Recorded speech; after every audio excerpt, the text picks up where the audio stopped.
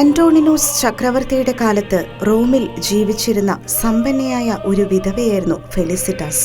തൻ്റെ 7 മക്കളെ പ്രാർത്ഥനയിലും ഉപവാസത്തിലും ദൈവഭക്തിയിലും അവൾ വളർത്തുകയും അവരുടെ സന്മാതൃക അനേകരെ ക്രിസ്തു മതത്തിലേക്ക് ആകർഷിക്കുകയും ചെയ്തു. ഇത് വിജാതീയ പുരോഹിതന്മാരെ ചൊടിപ്പിക്കുകയും അവരെപ്പറ്റി ചക്രവർത്തിയുടെ മേൽ പരാതി സമർപ്പിക്കുകയും ചെയ്തു.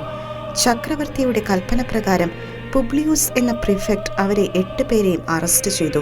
നിന്റെ മക്കൾ യുവാക്കളാണെന്നും വലിയ സ്ഥാനമാനങ്ങൾ അവരെ കാത്തിരിക്കുന്നുവെന്നും വിജാതീയ ദേവന്മാരെ ആരാധിക്കാൻ അവരോട് പറയുകയെന്നും പ്രിഫെക്ട് ഫെലിസിറ്റാസിനോട് പറഞ്ഞു.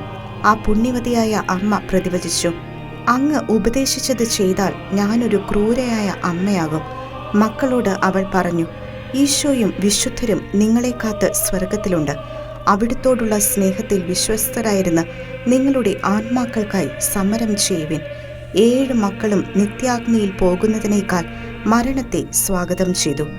ജാനുവരിയൂസ്, ഫെലിക്സ്, ഫിലിപ്പ് എന്നിവരെ ഗദ കൊണ്ടടിച്ചും സിൽവാനോസിനെ മലയിൽ നിന്ന് തള്ളിയിട്ടും അലക്സാണ്ടർ, വെറ്റാലിസ്, മാർഷ്യാലിസ് എന്നിവരെ ശിരച്ഛേദം ചെയ്തും അമ്മയുടെ മുന്നിൽ വെച്ച് വധിച്ചു. ഒടുവിൽ ആ അമ്മയും ധീരതയോടെ രക്തസാക്ഷിത്വം വരിച്ചു.